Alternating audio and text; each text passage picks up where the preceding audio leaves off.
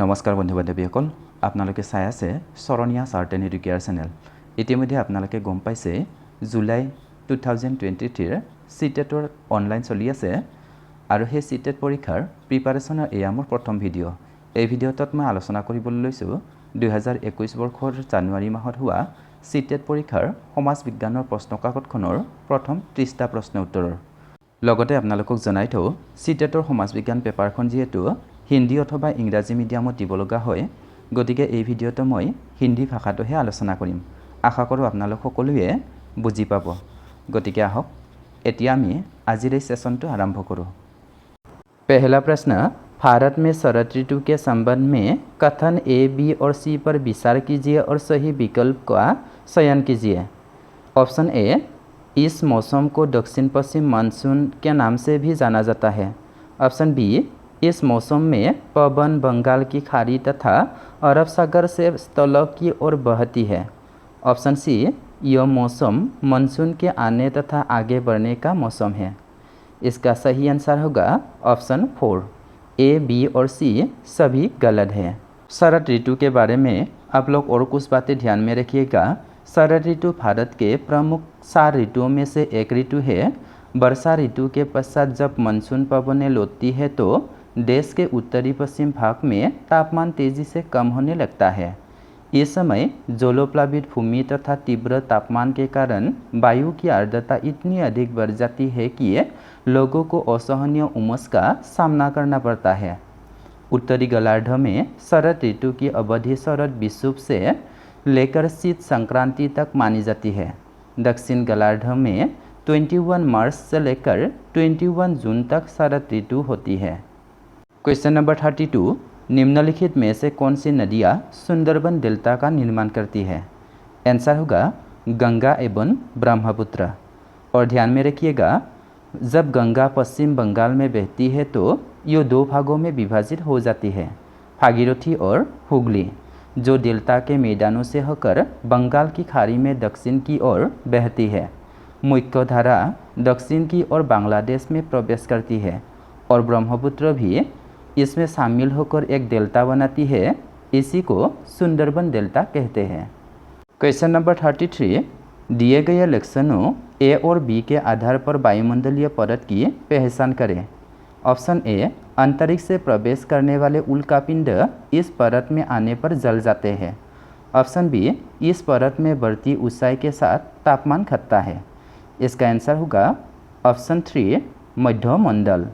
मध्यमंडल पृथ्वी के वायुमंडल में समताप मंडल के ऊपर स्थित परत को कहा जाता है, जो सामान्यतः 50 से 80 किलोमीटर की ऊंचाई वाले भाग में पाई जाने वाली परत है। ओजोन परत जो मुख्यतः समताप मंडल में पाई जाती है का विस्तार कुछ कुछ मध्यमंडल में भी मिलता है, जिसका क्षेत्र O3 होता है। इस परत में ऊंचाई के साथ तापमान गिरने लगता है और 80 किलोमीटर की ऊंचाई पर 100 डिग्री सेल्सियस रह जाता है। मध्यमंडल की ऊपरी सीमा को मध्यमंडल सीमा कहते हैं। मध्यमंडल में ही आकर ही उल्कापिंड जलकर नष्ट हो जाता है। क्वेश्चन नंबर 34, आतापन का संबंध है। इसका आंसर होगा ऑप्शन 3, सूर्य ऊर्जा के साथ। क्वेश्चन नंबर 35, उचित विकल्पों के साथ निम्नलिखित का मिलान कीजिए। इसका आंसर होगा ऑप्शन 2, अर्थात शंकुधारी वन होते हैं नरम काष्ठ वाले सदाबहार वृक्ष। भूमध्य सागरीय वनस्पति होते हैं महाद्वीपों का पश्चिमी एवं दक्षिणी पश्चिमी किनारे पर। उष्णकटिबंधीय सदाबहार वन होते हैं दृढ़ काष्ठ वाले वृक्ष। शीतोष्ण सदाबहार वन होते हैं महाद्वीपों का पूर्वी किनारे पर। क्वेश्चन नंबर 36, दिए गए दोनों कथनों पर ध्यान दें और उचित विकल्प का चयन करें। इसका आंसर होगा ऑप्शन 3, ए और बी दोनों सही है। कथन ए, सहारा रेगिस्तान एक समय में पूर्णतया हरा भरा मैदान था। कथन बी, सहारा की गुफाओं से प्राप्त चित्र नदियाँ, मगर, हाथी, शेर, पशु तथा बकरियाँ दर्शाते हैं। ये दोनों कथन सही है। क्वेश्चन नंबर 37, डल्फिन के बारे में दिए गए ए, बी और सी कथनों पर विचार कीजिए और सही विकल्पों का चयन कीजिए। ऑप्शन ए में है गंगा और ब्रह्मपुत्र नदी के अवलंबन जल में डल्फिन पाई जाती है। ऑप्शन बी, डल्फिन अभयारण्य बिहार राज्य में अवस्थित है। ऑप्शन सी, डल्फिन की उपस्थिति से जल की शुद्धता का पता चलता है। इसका आंसर होगा ऑप्शन 1, ए, बी और सी तीनों सही है। क्वेश्चन नंबर 38, बायोगैस अनिवार्य रूप से निम्नों में से किनका मिश्रण है? इसका आंसर होगा ऑप्शन 1, मीथेन और कार्बन डाइऑक्साइड का मिश्रण है। क्वेश्चन नंबर 39, संसाधन के बारे में कथन ए और बी पर विचार करें और सही उत्तर का चयन करें। ऑप्शन ए में है सभी संसाधनों का आर्थिक मूल्य होता है। ऑप्शन बी में है समय और प्रौद्योगिकी दो महत्वपूर्ण कारक है जो पदार्थों को संसाधन में परिवर्तित कर सकते हैं। इसका आंसर होगा ऑप्शन 1, ए गलत है परंतु बी सही है। क्वेश्चन नंबर 40, निम्नों में से ऊर्जा के परंपरागत स्रोत के समूह की पहचान कीजिए। इसका आंसर होगा ऑप्शन 1, खनिज तेल, प्राकृतिक गैस और ईंधन।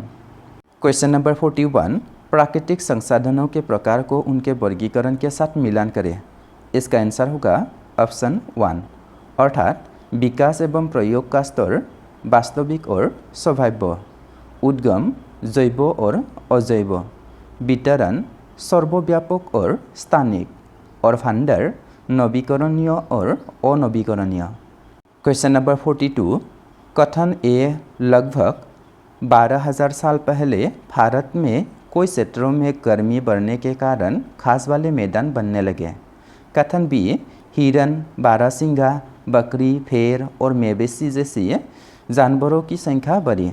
इसका आंसर होगा ऑप्शन 4, ए एवं बी दोनों सही है किंतु ए का कारण बी नहीं है। क्वेश्चन नंबर 43, पुरास्थलों के संदर्भ में निम्नलिखित में से कौन सही है?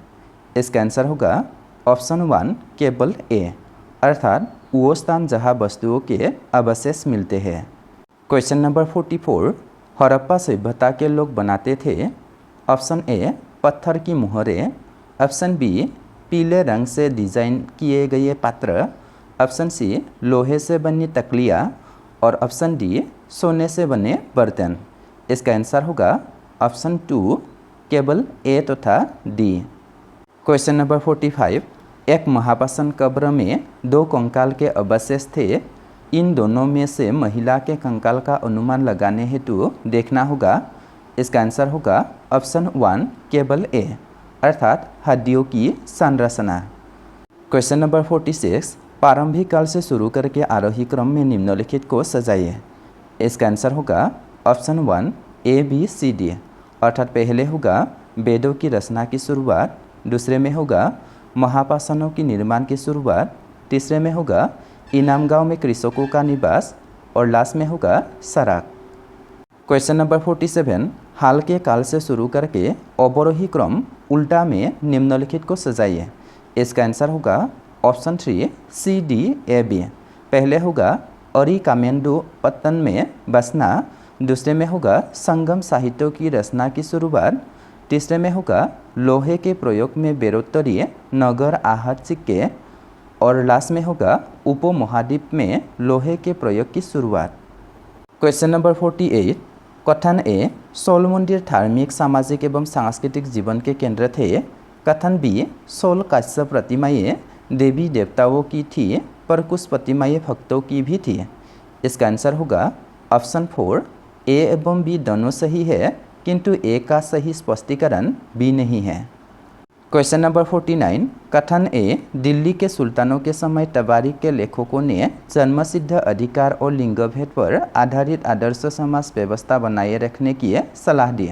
कथन बी, उनके विचारों से सारे लोग सहमत होते थे। इसका आंसर होगा ऑप्शन 1, ए सही है किंतु बी गलत है।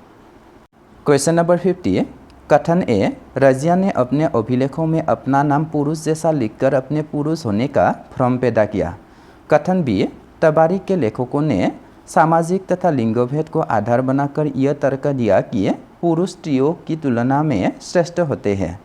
इसका आंसर होगा ऑप्शन 2, ए गलत है किंतु बी सही है। क्वेश्चन नंबर 51, कथन ए, अकबर, जहांगीर और शाहजहां ने सुलह ए कुल के विचार को शासन का सिद्धांत बनाया। कथन बी, विभिन्न धर्मों से जुड़े हुए व्यक्तियों के साथ विचार विमर्श से अकबर की समझ बनी कि जो विद्वान धार्मिक रीति और मतान्धता पर बल देते हैं वे अक्सर कट्टर होते हैं। इसका आंसर होगा ऑप्शन 3, ए एवं बी दोनों सही है और ए का कारण बी है। क्वेश्चन नंबर 52, कथन ए, दिल्ली के सुल्तानों और मुगलों के काल में श्रेणीबद्ध समाज ज़्यादा सरल हो गया। कथन बी, जनजातीय समाज कोई असमान वर्गों में विभाजित नहीं था। इसका आंसर होगा ऑप्शन 2, ए गलत है किंतु बी सही है। क्वेश्चन नंबर 53, कथन ए, बहादुर शाह जफर ने मुखियाओं और शासकों को चिट्ठी लिखकर अंग्रेजों से लड़ने के लिए भारतीय राज्यों का एक संघ बनाने का आह्वान किया। कथन बी, बहादुर शाह जफर के 1857 के बगावत को अपना समर्थन देने के फैसले ने स्थिति रातों रात पीड़ित बगावतियों के पक्ष में बदल दी। इसका आंसर होगा ऑप्शन 3, ए और बी दोनों सही है एवं ए ने बी को सुनिश्चित किया। क्वेश्चन नंबर 54, औपनिवेशिक काल के दौरान महिलाएं जाति एवं सुधार के संदर्भ में निम्नलिखित में से कौन सा विकल्प गलत है। ऑप्शन 1, पंडित रामबाई ने पूना में एक विधवा गृह की स्थापना की है। ऑप्शन 2, प्राचीन ग्रंथों के ज्ञान से सुधारकों को नए कानून बनवाने में मदद मिली। ऑप्शन 3, विद्यासागर ने विधवा विवाह का सुझाव दिया। और ऑप्शन 4, प्रार्थना समाज ने केवल हिंदू ग्रंथों पर विचार विमर्श किया। इसका आंसर होगा ऑप्शन 4, प्रार्थना समाज ने केवल हिंदू ग्रंथों पर विचार विमर्श किया। ये बात गलत है। क्वेश्चन नंबर 55, तेलंगाना राज्य पहले भारत के किस राज्य का हिस्सा था। आंसर होगा ऑप्शन 4, आंध्र प्रदेश राज्य का। तेलंगाना भारत के आंध्र प्रदेश राज्य से अलग होकर बना। 5 दिसंबर 2013 को मंत्री समूह द्वारा बनाए गए प्रारूप विधेयक को कैबिनेट ने मंजूरी दे दी।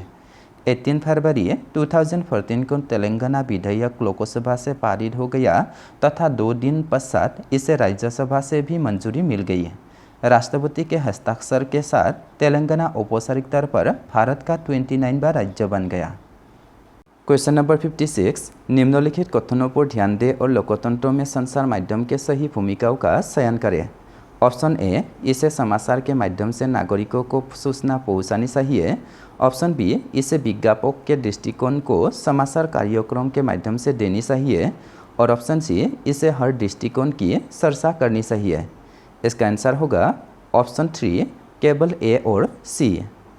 क्वेश्चन नंबर 57, निम्नलिखित में से कौन सा विज्ञापन रूढ़िवादी चित्रण का उदाहरण नहीं है। ऑप्शन 1, स्पोर्ट्स जूते के विज्ञापन में एक लड़की फुटबॉल खेलती हुई। ऑप्शन 2, चाय के विज्ञापन में एक माँ का सुबह चाय बनाना। ऑप्शन 3, लिपस्टिक के विज्ञापन में एक महिला का मेकअप करना। और ऑप्शन 4, गाड़ी के विज्ञापन में एक महिला को पति द्वारा ऑफिस छोड़ा जाना। इसका आंसर होगा ऑप्शन 1। क्वेश्चन नंबर 58, दिए गए लक्षणों ए और बी के आधार पर महाद्वीप की पहचान करें। ऑप्शन ए, विश्व का सबसे छोटा महाद्वीप है जो पूरी तरह से दक्षिणी गोलार्ध में स्थित है। ऑप्शन बी, इसे द्वीपीय महाद्वीप भी कहा जाता है। इसका आंसर होगा ऑप्शन 2, ऑस्ट्रेलिया। क्वेश्चन नंबर 59, सूर्यमंडल में हम जैसे जैसे सूर्य से दूर जाते हैं। इसका आंसर होगा ऑप्शन 1, ग्रहों द्वारा सूर्य के चारों ओर एक परिक्रमण करने की अवधि बढ़ती जाती है। क्वेश्चन नंबर 60 तथा इस सेशन का लास्ट क्वेश्चन, कल्पना करें यदि पृथ्वी अपने कक्षीय समतल की ओर नहीं झुकी होती तो। ऑप्शन ए, प्रदीप्ति वृत्ति और देशांतर रेखाएं एक दूसरे से मिल जाती हैं। ऑप्शन बी, प्रदीप्ति वृत्ति और अक्षांशीय रेखाएं एक दूसरे से मिल जाती हैं। ऑप्शन सी, किसी क्षेत्र विशेष में कोई मौसमी परिवर्तन नहीं होता। और ऑप्शन डी, किसी क्षेत्र विशेष में ज़्यादा मौसमी परिवर्तन होता। इसका आंसर होगा ऑप्शन 1। आप सभी को मेरा इस सेशन में शुरू से अंत तक जुड़ी रहने के लिए धन्यवाद।